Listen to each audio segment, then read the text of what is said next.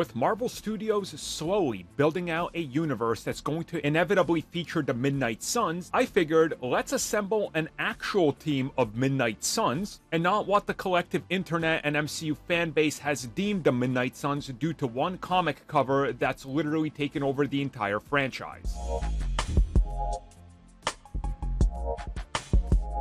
So before we get into this all started with the misconception that a majority of the internet has when it comes to certain characters. To me, this is most prominent when it comes to Moon Knight. Everybody kept saying Moon Knight has to be R-rated and super bloody, and it's all pretty much based on the one cover that everybody knows. And it doesn't help that comic book channels push the notion that this is what it always is when it's not. Which brings me to the Midnight Suns. I'm convinced that this singular cover, and many other versions of it that featured characters that aren't the Midnight Suns, they just tossed them onto the actual cover, has done more damage than good. People are constantly now saying the Punisher has to be a Midnight Sun. Daredevil has to be a Midnight Sun. I've even seen people say Iron Fist and Jessica Jones should be on the team, which doesn't make sense to me because these characters literally do not deal with the occult and dark magic or the devil or anything in that line of work. So here's what I'm going to do.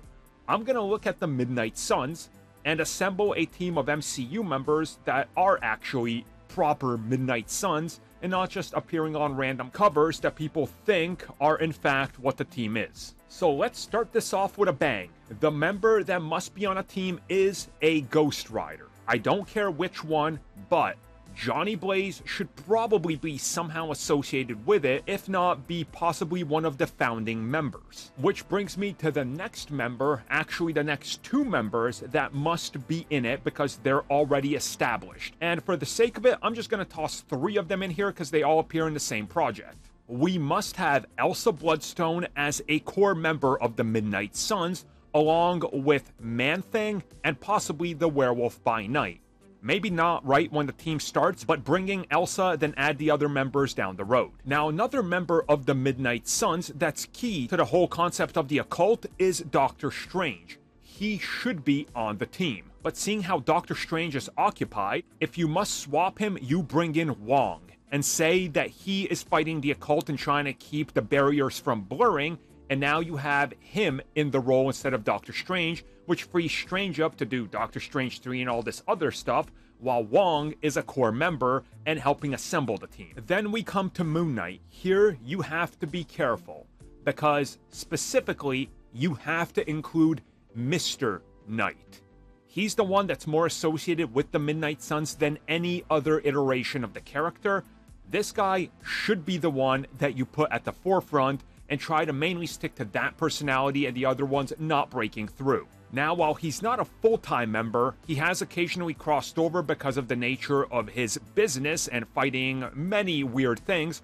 Iron Fist can be brought in here, and this, in my opinion, would be a good way to introduce some of the more crazy concepts from Iron Fist. But don't make him a core member, maybe make him somebody that just kind of is associated with them when they need him. And last up, I would balance this team out, except you gotta go hard. So I would introduce the concept of Satana without Damian Hellstrom.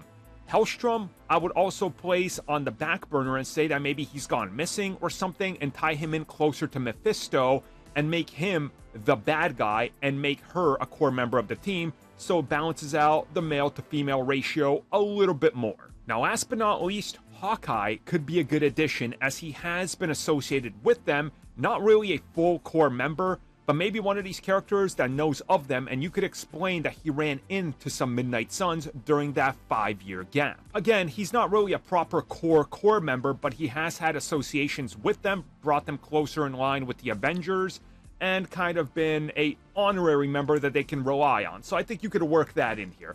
Outside of that, that's pretty much it, honestly.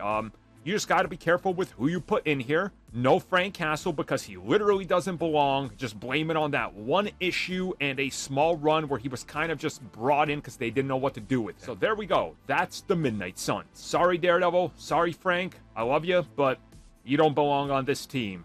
This team is way out of your league. Let's be real.